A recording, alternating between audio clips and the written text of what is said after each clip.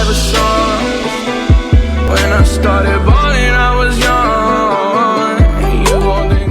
So welcome back to a brand new episode of Baltimore Bandits MyGM mode. So today, well, I wasn't recording this. I played the Houston Rockets game and we destroyed them by 30 points. But when I went to go edit the footage right after, it was all corrupt and like stuff. It was just really messed up footage, but couldn't save the footage, so I couldn't make the highlight video. But anyway, in that game, James Harden dropped 19 on us. For us, though, DeRozan dropped 21 points, 4 rebounds, 2 assists. Kyrie Irving 15 points, Kawhi Leonard 14, and newest member of the Bandits, Bismack Biyombo, 10 points, 9 rebounds, 2 assists, and 2 blocks on the day. So Bismack playing well in his first game as a Bandit. So anyway, we'll go and simulate up to, I guess, around... We could simulate maybe up until this... Actually, no, I'll simulate up until... let's see, this Portland Trail Blazers game. I'll play Damian Lillard. So... We'll go and simulate up to there. I don't think we have any duties to do right now. Our morale seems to be fine for once. It's really weird. Usually it's all messed up, players saying, "Oh, I want to change the practice," but nothing messed up here. So we'll go and simulate right here. Oh wait, no, never mind. Let's go check out the transactions for the trade deadline. I didn't see any of those major transactions yet, so we'll go check out those and see what happened in the NBA on that trade deadline. Yeah, Willie's back. Okay, so Bismack is into the starting lineup. We're bringing in Willie Cauley-Stein back into the lineup. I'll let the coach handle that one. I'll just go see if the coach made any bad moves though. Usually the coach messes up my game plan. It's so annoying because sometimes I want like Borak Nojot's getting some minutes because he's a good 3-point shooter and overall player. So I want him to get a few minutes. Plus, actually he's got the to help him out offensively and defensively. So I'm gonna do that. No, what? No, god damn it! As I was talking, Kawhi Leonard broken leg, 6 to 8 weeks is out. God damn. Well, that means that now looks like Jason Tatum's gonna get some minutes now. Oh god, the worst thing possible that can happen just happened. So Kawhi Leonard's out of the lineup for 6 to 8 weeks. Oh, it hurts, really hurts. We'll take out Kawhi because he can't play a person with a broken leg. Oh, this is terrible. But at least we have a backup in Jason Tatum. At least we prepared for this. So Jason getting his spotlight here, 15 minutes of fame. He's coming in to play as the starting power forward for this team. I don't want to bring in Ben there because Ben's fine where he's at right now. So I'll keep in everyone else in their same positions, but give Jason Tatum, I guess we'll give him the same amount of minutes. 32 minutes seems to be fine. Give Bismack a few minutes because he's playing well. We 26 minutes to spare. Damn. Okay, so we can give a few bench players some minutes. Bring up Borak. I'm bringing everyone up besides him. There we go. We'll bring Borak some minutes because he's a good player. Patty Mills can get some minutes. We'll throw some minutes to everybody. DeRozan, why not? Kyrie, why not? Patty Mills again. Kevin Looney should get some more minutes. Damn, forgot about Kevin.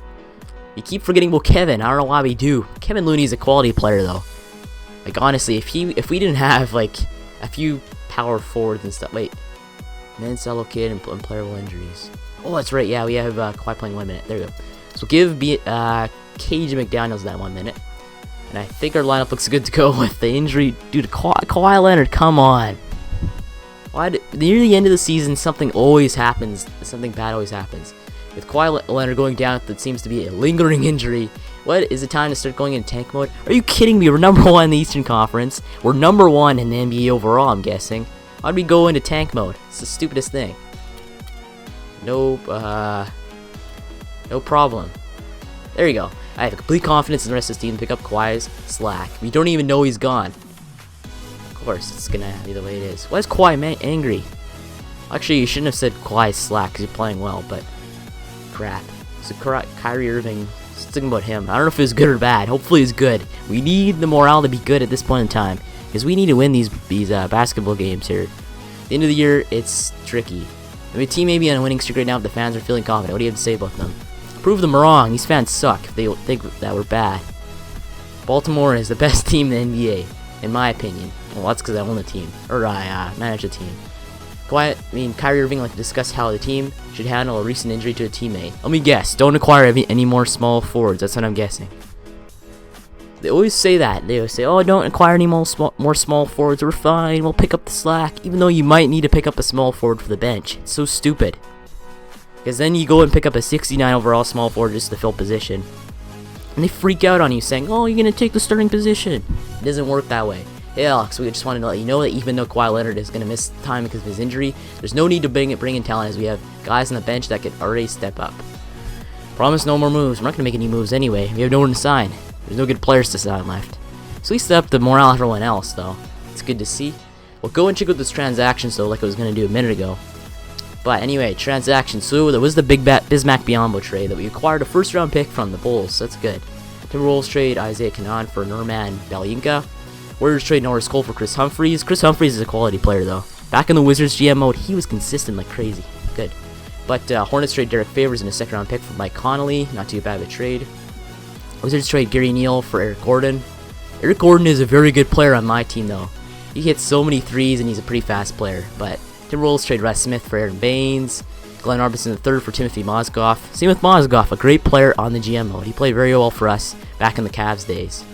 But it looks like the rest of the trades are from way back in January, so I guess there's no more big transactions from there. Injury report, we obviously have that injury to Kawhi Leonard. Ty Lawson out with a broken ankle. Zach LaVine out 6 to 8 weeks with the right shoulder tendonitis. Ian Clark out. Otto Porter out. Corey Joseph out, so that's pretty big. Out for the season too, damn. Raptors are screwed, because Corey Joseph is a great player off the bench. But Noah Vonleh out, and the rest seem to be okay. But Derrick Rose, Derrick Rose, broken right kneecap. Always something to do with his leg. Always something to do with his leg. But 2 to 4 weeks for him. The rest seem to be minor injuries. Kyle Lowry out. Kyle Lowry sucked in the playoffs in the first game so far. He better pick up the slack. Otherwise, the Raptors are going to be out in the first round again. 3 years in a row. We don't want that to happen. But anyway, we'll go check out standings, I guess. Playoff picture. We're number 1 in the Eastern Conference still. 39-16 record. We're doing very well. Way better than the rest of the Eastern Conference. But looks like the Raptors aren't making the playoffs so far. At least where they're at right now. They could pick up the slack and make the playoffs. 76ers are guaranteed out. Miami Heat basically I guess they're not really guaranteed. 17-40. The Raptors are 20-36. They still have a chance, but I doubt they're making the playoffs. Where are the Bulls, though? The Bulls are 3rd in the Eastern Conference. 31-24 record. So we have their pick for next year. So they better tank next year. But Dallas number 1 in the West with 38-18 record. So we are number 1 in the NBA. So that's good. Backing up my facts here. But Denver's 2nd with 38-18. These are 2 uncommon teams you don't even think are gonna make the playoffs. But last night in real life, Dallas sucked against the OKC Thunder, though. They lost by like 50 points, 40 points, something like that. But looking good here in the NBA. Power rankings 3rd, NBA.com, 1st in 2Ks, 1st in Mark Spears. GM Power rankings 7th. Gotta be number 1. How is LA number 1? Aren't they terrible? Are they? Wait, let me check conferences. LA terrible. They're not. 30-27 record, better than the Eastern Conference, at least most teams. But looking good so far. We're in form, late season form without Kawhi Leonard. We'll go into this Trailblazers game though. So we better win these games. We lost against the Pacers, damn it. And the Hornets too. We can't drop games like this. 2 in a row so far. We gotta keep this lead over the NBA. We want to be number 1. Win the fictitious President's Trophy. Thomas Robinson with an injury. Okay, Thomas Robinson's back. That's something, I guess. He's a decent player. So, I guess... Wait, why is Borak mad? Won't rebuild it. We'll give him some minutes, though. Drop Borax to 1 minute and give Thomas Robinson about 3 minutes. Actually, we'll drop a few players here. I'm going to give Thomas Robinson some minutes. There you go. Looking good. We need to give our bench some more minutes so we don't put so much stress on our starters. Our starters are great players, but our bench is really deep, though. There we go. We won 2 in a row. We lost against the Hawks. Damn it. Okay, big game plan. We'll do that. There we go. We went against the Wizards. We went back-to-back against the Wizards. We do. 108. It's almost the same score, but we lost. Only won by like 30 more points in this game. But Kyrie in this game, 35 points, 2 rebounds, 6 assists, 6 steals. Playing very well in relief for Kawhi Leonard. But DeMar DeRozan, 22 points, 3 rebounds, 4 assists, 5 steals, 1 block. Patty Mills, 15. Ben Simmons, 7 points, 14 rebounds. Bismack Biyombo, 3 points, 6 rebounds. And Jason Tatum, 8 points, 3 rebounds, 5 assists, 2 blocks. In relief for Kawhi Leonard, playing decent. But for the Wizards, Kevin Love, their only chance at anything. I guess they have John Wall too, but Kevin Love, 15 points, 11 rebounds for double-double. And his counter, 14 points, 14 rebounds for double-double. That's about it. So we're 44-19, playing very well though, very good. The NBA seems to be a lot worse than it was in the past few years. Usually you have a team that gets over 60 wins. I doubt we're getting over 60 wins. We only have like 24 games left, or 23 or something like that. But it's looking like we're not going to hit 60 if we continue at the pace we're at. Better win against the Pelicans. What's with this, our game plan being global all the time? We'll check out this. Willie is practices are too easy. Okay, we'll do that. So these practices seem to be too easy for everybody. It's annoying when this happens because we have to change the team practice. Then everyone else gets angry saying, oh, it's too easy, or oh, it's too hard. It's annoying. Why can't we just be the same for everybody? They don't complain. What should I do? What should I do? Really, Alkins already pissed at me. I don't want to get anyone. I don't want to break any more promises because guaranteed I'm gonna break this promise. Denying Coddle, it's just the best thing to do at this point. Losing 2 morale on one player is better than losing 10 morale on every other player. So I'd rather take one player down than the rest of the teams. We'll go and simulate the rest of this season, or at least the rest of this week or two. Got to win against 76ers. Again, Borak Nodowitz doing the same thing. Increasing it. God damn it. Why is Borak pissed off? I don't really get why he's pissed off. Oh yeah, that's right, because they ticked off the rest of the team last episode. Like I always do. I bet you never hear this from a player, but the practice intensity we got going is totes McEasy, as my nephew likes to put it. Okay. We'll increase it just for you, Borak, because you're the real MVP. So increase for Borak. If there's 2 players saying that the practice is too easy, I'm changing the practice. If it's just 1 player, out of the ordinary, nope, not doing it. So we'll go to training, player training, Borak. We'll bring him to very high, because he seems to be ticked off. Bring the teams to a, teams already at very high though. How do you make this any harder? Okay, so I'll bring the rest of the team to very high. I really don't get what they say by practice is too easy, but it's on high and very high. Doesn't make too much sense, but okay. I guess they want to work. It's a good thing. But we won against the Pelicans, dominated them. We gotta check out some of the stats after I send this. But we're playing very well against the team in like statistic-wise. I think we're averaging over 108 points per game. What department in your staff needs the most work? Easily my scouting department. They're not really that good. I always have to make my decisions for myself. If you auto draft on this game, you get nothing in like the first round. If you get like a 20th overall pick, you auto draft. They pick you got a player that's like 57 overall. It's just terrible. You always gotta pick it on your own. Here we go. We clinched first in our division. Our division must suck this year. My God. Thomas Robinson wants more playing time. Denying Coddle him. We got a good game plan going. Been winning games. Can't change if it ain't broke, don't fix it. Basically is what I'm saying. Denying Coddle. None of my team is a tough love guy. Back in the Wizards GM mode, the older days, there's tons of players that are tough love. Okay, no comment. Not gonna manage that. Our players don't have egos. Most of them are fine.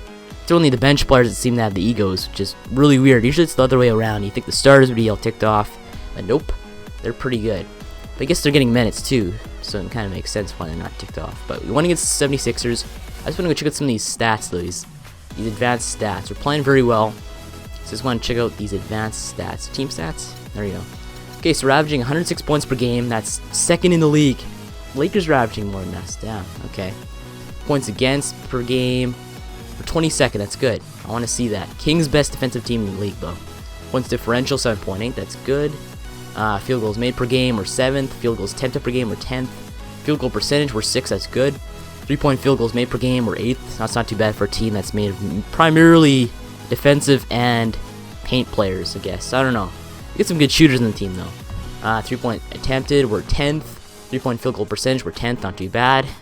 Free throws made per game. This is why we win ball games, is because of this. 21.2 field goals made per game. That's how we win those games. Field goals attempted per game, 8th. That's not too bad for our average. Field goal percentage, .807. Only team over 8, so that's good. Offensive rebounds per game, we're 4th. Offensive rebounds percentage, that's good. This is what I want to see. This is why I like our backcourt duo with, our front court duo with Bismack Biyombo and Willie Cauley-Stein, playing very well ever since I acquired Bismack. But we'll go rebounds per game, we're 3rd, that's nice. Assists per game, we're 6th. Steals per game, number 1. We got a good defensive team going. This is what I wanted. Blocks per game, we're 11th, not too bad. Turnovers per game, 20th, that's pretty good. Fouls per game, alright, we're in the mid-pack. Points off turnovers per game, 11th. We're going to relevant stats. Points against, we're 20th. That's really good. Points for, we're 2nd in the league. This is what I wanted to see. This is making me happy. We're only losing by the Lakers by about 5 points. So that's good. Let's go to field goals made per game. Field goals made overall, 6th. Field goals attempted, 9th. 3-point field goals made, 8th. 3-point field goals attempted, 10th. Lakers are in all these stats though, number 1, most of them. It's good. That's really weird to see. Free throws made per game. There we go. Bandits. We're up by almost, I guess, around 60. Free throws made. Free throws attempted per game, or overall, 8th.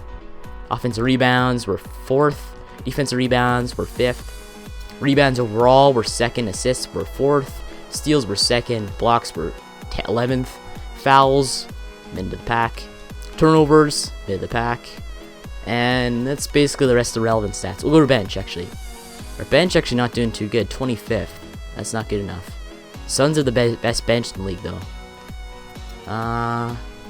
Let's see. Is there any more relevant stats? Not really. Okay, so those are all the stats. Oh, one thing we should check is the mock draft quickly. I haven't checked this for a very long time, but the Heat have the number 1 pick so far. Emmanuel Gallardo, the center from Spain, looking like he's going to be the first overall pick. 79 overall. 20 years old. He's going to be a stud. 7 foot tall. Just crazy good. But he's got some pretty good stats starting off. A potential, not too bad. The Heat are going to have a great player next year. Too bad they don't have Hassan Whiteside still in the squad in this game. At least in this GM mode. But 76ers, Johnny Wells, small forward. 82 overall. Oh my god. 22 years old from UCLA. He can hit threes. Good shooting to start off. This man is already a decent NBA player. Your average NBA player. So Johnny Wells, got to watch out for him next year. He's going to be a stud. Daniel Hill, 74 overall, 21 years old, 6'9". Not too bad of a player, it looks like. Like looking at their grades. B potential, not too. I guess it's pretty bad for top 3 though. Better go up if they want a good pick for the Suns. But the Raptors 4th, the 4th pick right now. Percy Burton, 76 overall, 20 years old, from North Carolina. He's not too bad of a player. He's gonna be growing in a few years. But B minus potential, not good at all. Looking for them. 5th, I guess some of these picks don't really matter because they're gonna be like B potential, B minus. Basically, their starting overall is going to be the best they can get, basically. 74 overall, 5th overall, let's see then. A potential, there you go, a stud. A guy you want. Lenny Coles, 75 overall, 19 years old. Not too bad of a player, I'm guessing. 7th overall, Hubert Robbins, center from England. So we get some foreign players here, foreign talent, I like that. But B- potential for Hubert. 8th overall for the Clippers, Leonard Bosch, point guard from North Carolina. C+ potential, means C+ overall. Pretty bad potential though.